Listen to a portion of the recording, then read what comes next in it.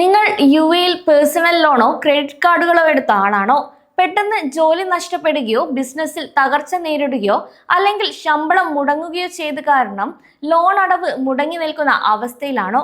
എങ്കിൽ bank E തെറ്റിയാൽ U നിയമം അനുസരിച്ച് അടുത്തതായി എന്താണ് സംഭവിക്കുക എന്നും നിങ്ങൾക്ക് മേൽ കേസോ ട്രാവൽ ബാനോ വരുമോ എന്നും കൃത്യമായി മനസ്സിലാക്കേണ്ടതുണ്ട്. യുഎയിൽ ലോൺ കുടിശ്ശിക വരുമ്പോൾ ബാങ്കുകൾ സ്വീകരിക്കുന്ന നിയമപരമായ നടപടികൾ എന്തൊക്കെയാണെന്നും നാട്ടിൽ പോകാൻ കഴിയാത്ത അവസ്ഥ ഒഴിവാക്കാൻ എന്തൊക്കെ രീതിയിലാണ് ലോണുകൾ റീസ്ട്രക്ചർ ചെയ്യേണ്ടതെന്നും ഈ ഒരു വീഡിയോയിലൂടെ അറിയാം. യുഎയിൽ പ്രവാസ ജീവിതം നയിക്കുന്ന ഭൂരിഭാഗം മലയാളികളും വീട് വെക്കാനോ കുടുംബ ആവശ്യങ്ങൾക്കോ അല്ലെങ്കിൽ ബിസിനസ് ആവശ്യങ്ങൾക്കോ വേണ്ടിയാണ് ബാങ്കുകളിൽ നിന്ന് പേഴ്സണൽ ലോണുകളും ക്രെഡിറ്റ് കാർഡുകളും എടുക്കുന്നത്. എന്നാൽ പ്രതീക്ഷിക്കാതെ എത്തുന്ന തൊഴിൽ നഷ്ടമോ അല്ലെങ്കിൽ സാമ്പത്തിക പ്രതിസന്ധിയോ കാരണം തവണകൾ മുടങ്ങുമ്പോൾ പല പ്രവാസികളും ഭയക്കും. കാരണം ബാങ്കിൽ നിന്ന് വരുന്ന ഫോൺ കോളുകൾ അറ്റൻഡ് ചെയ്യാതെ ഒഴിവാക്കുകയാണ് മിക്ക ആളുകളും ചെയ്യുന്നത്. എന്നാൽ ബാങ്കിൽ നിന്നുള്ള ആശയവിനിമയം ഒഴിവാക്കുന്നത് പ്രശ്നങ്ങളെ കൂടുതൽ സങ്കീർണമാക്കുക മാത്രമേ ഉള്ളൂ. ഒരു ലോൺ അടവ് മുടങ്ങുമ്പോൾ ബാങ്ക് ആദ്യത്തെ 1 മുതൽ 3 മാസം വരെ എന്താണ് ചെയ്യുന്നതെന്ന് നോക്കാം. ആദ്യത്തെ മാസം തിരിച്ചടവ് മുടങ്ങുമ്പോൾ ബാങ്ക് ഇമെയിലുകൾ വഴിയും ഫോൺ കോളുകൾ വഴിയും നിങ്ങളെ ഓർമ്മിപ്പിക്കുകയും അതുപോലെ സെൻട്രൽ ബാങ്ക് നിശ്ചയിച്ചിട്ടുള്ള വൈകിയുള്ള അടവിന്റെ നിശ്ചിത ലേറ്റ് ഫീ ചുമത്തുകയും ചെയ്യും. ഈ ഒരു സാഹചര്യത്തിൽ നിങ്ങൾ ബാങ്കുമായി സംസാരിച്ച് സാഹചര്യം വിശദീകരിച്ചാൽ ചെറിയൊരു സമയപരിധി ലഭിക്കാൻ സാധ്യതയുണ്ട്. എന്നാൽ തുടർച്ചയായി 2 അല്ലെങ്കിൽ 3 തവണ മുടങ്ങുമ്പോൾ ബാങ്ക് നിങ്ങളെ അൽ ഇത്തിഹാദ് ക്രെഡിറ്റ് ബ്യൂറോയിൽ ഡിഫോൾട്ടായി റിപ്പോർട്ട് ചെയ്യും. ഇതിലൂടെ നിങ്ങളുടെ ക്രെഡിറ്റ് സ്കോർ കുത്തനെ താഴേക്ക് പോവുകയും അതുപോലെ ഭാവിയിൽ യുഎയിൽ മറ്റൊരു ബാങ്ക് വായ്പയോ ക്രെഡിറ്റ് കാർഡോ അല്ലെങ്കിൽ എക്സ്ചേഞ്ച് സേവനങ്ങളോ പോസ്റ്റ് പെയ്ഡ് മൊബൈൽ കണക്ഷനുകളോ പോലും ലഭിക്കാത്ത ഒരു അവസ്ഥയിലേക്ക് എത്തിക്കുകയും ചെയ്യും. തുടർച്ചയായി 90 ദിവസത്തിൽ കൂടുതൽ മുടങ്ങുകയാണെങ്കിൽ നിങ്ങളുടെ അക്കൗണ്ട് പൂർണ്ണമായും NPA അല്ലെങ്കിൽ നോൺ പെർഫോമിംഗ് അസറ്റ് ആയി ബാങ്ക് തരംതിരിക്കുകയും ചെയ്യും. അടുത്ത ഘട്ടമായി ബാങ്ക് നിങ്ങളുടെ ലീഗൽ ടീം വഴിയോ അല്ലെങ്കിൽ കളക്ഷൻ ഏജൻസികൾ വഴിയോ തുക ഈടാക്കാനുള്ള നടപടികളും ശക്തമാക്കും. പല പ്രവാസികളും ഭയക്കുന്നത് പോലെ ബാങ്ക് കേസ് കൊടുത്താൽ ഉടൻ ജയിലിൽ പോകേണ്ടി വരുമോ എന്നതാണ്. എന്നാൽ നേരത്തെ നിയമങ്ങളിൽ നിന്നും വ്യത്യസ്തമായി യുഎയിൽ നിലവിൽ ലോൺ അടവ് മുടങ്ങുന്നത് നേരിട്ട് ക്രിമിനൽ കുറ്റമല്ല. ഇനി ചെക്ക് ബൗൺസ് കേസുകൾ ഭൂരിഭാഗവും സിവിൽ നിയമത്തിന്റെ പരിധിയിലാണ് വരുന്നത്.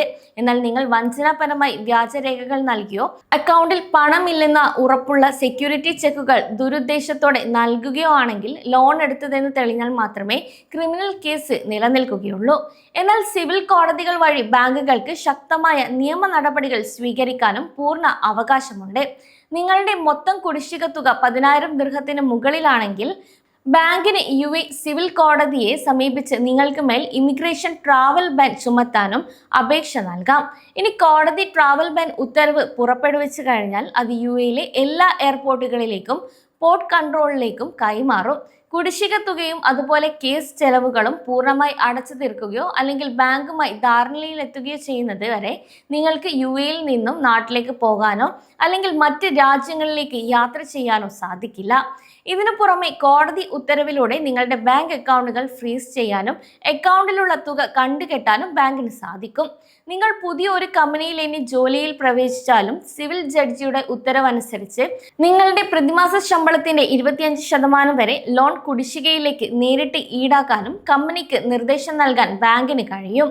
ഇത്തരം സങ്കീർണമായ നിയമ നടപടികളിൽ നിന്നും ട്രാവൽ ബാനിൽ നിന്നും സ്വയം സംരക്ഷിക്കാൻ പ്രവാസികൾക്ക് മുന്നിലുള്ള മികച്ച വഴികൾ എന്തൊക്കെയാണെന്ന് നോക്കാം. ആദ്യത്തെ വഴി എന്നത് പ്രീ എംപ്റ്റീവ് നോട്ടിഫിക്കേഷൻ ആണ്.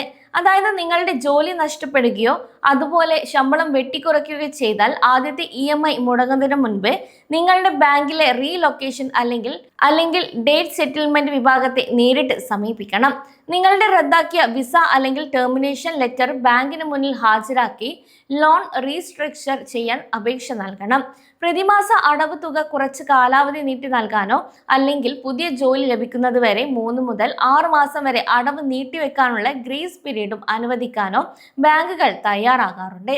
രണ്ടാമത്തെ വഴി എന്നത് ഡേറ്റ് കൺസോൾട്ടേഷൻ അല്ലെങ്കിൽ ഒന്നിലധികം ലോണുകളും ക്രെഡിറ്റ് കാർഡ് കുടിശ്ശികകളും ഉണ്ടെങ്കിൽ അവയെല്ലാം ഒരൊറ്റ ലോണാക്കി മാറ്റി കുറഞ്ഞ പലിശ നിരക്കിൽ തിരിച്ചടക്കാനുള്ള ഒരു സൗകര്യം തേടുക എന്നതാണ്. മൂന്നാമതായി ഇൻഷുറൻസ് ക്ലെയിം ചെയ്യുക എന്നതാണ്. യുഎയിൽ പേഴ്സണൽ ലോൺ എടുക്കുമ്പോൾ ഇൻവോളണ്ടറി ലോസ് ഓഫ് എംപ്ലോയ്മെന്റ് അതായത് ILOE അല്ലെങ്കിൽ ബാങ്ക് ലോൺ പ്രൊട്ടക്ഷൻ ഇൻഷുറൻസ് എടുത്തിട്ടുണ്ടെങ്കിൽ ജോലി നഷ്ടപ്പെടുന്ന പക്ഷം 3 മുതൽ 6 മാസത്തെ EMI ഇൻഷുറൻസ് കമ്പനി വഴി കവർ ചെയ്യാൻ സാധിക്കും. ലോൺ എടുക്കുമ്പോൾ അടച്ച ഇൻഷുറൻസ് പോളിസി രേഖകൾ നിർബന്ധമായും പരിശോധിച്ച് ഈ ഒരു ആനുകൂല്യം ഉറപ്പാക്കുകയും ചെയ്യുന്നുണ്ട്. നാലാമത് UAE പേഴ്സണൽ ഇൻസോൾവൻസി നിയമമാണ്. ഫെഡറൽ ഡിഗ്രി ലോൺ നമ്പർ 19/2019 അനുസരിച്ച് ഇത് നിങ്ങൾക്ക് ലഭിക്കും. കൂടാതെ വലിയ തുക സാമ്പത്തിക ബാധ്യതയുള്ള പ്രവാസികൾക്ക് കോടതിയെ സമീപിച്ച് സാമ്പത്തികമായി അടച്ചു തീർക്കാൻ സാധിക്കാത്ത അവസ്ഥയാണെന്ന് ബോധ്യപ്പെടുത്തുകയും ചെയ്യാം. കോടതിയുടെ മേൽനോട്ടത്തിൽ ബാങ്കുകളുമായി 3 വർഷം വരെയുള്ള പുതിയ അടവ് പദ്ധതികൾ ഉണ്ടാക്കാൻ ഈ ഒരു നിയമം ഒരുപാട് സഹായിക്കുകയും ചെയ്യും. ഓർക്കുക, ലോൺ കുടിശ്ശിക വരുമ്പോൾ UAEയിൽ നിന്ന് നാടുവിടുന്നത് ശാശ്വതമായ ഒരു പരിഹാരമല്ല. മറിച്ച് നിങ്ങൾ രാജ്യം വിട്ടാലും ബാങ്കുകൾ ലീഗൽ ഏജൻസികൾ വഴി നിങ്ങളുടെ നാട്ടിലെ വിലാസത്തിലേക്ക് കേസ് നടപടികൾ എത്തിക്കുകയും അതുപോലെ പിന്നീട് UAEയിലേക്കോ മറ്റ് ഗൾഫ് രാജ്യങ്ങളിലേക്കോ തിരികെ വരുമ്പോൾ എയർപോർട്ടിൽ വെച്ച് അറസ്റ്റ് ചെയ്യപ്പെടാനുള്ള സാധ്യതയും ഇവിടെ വർദ്ധിക്കുകയാണ് ചെയ്യുന്നത്. അതിനാൽ ബാങ്കിൽ നിന്നും ഒളിച്ചോടാതെ കാര്യങ്ങൾ തുറന്ന് സംസാരിക്കുകയാണ് ഏറ്റവും ബുദ്ധിപരമായ വഴി.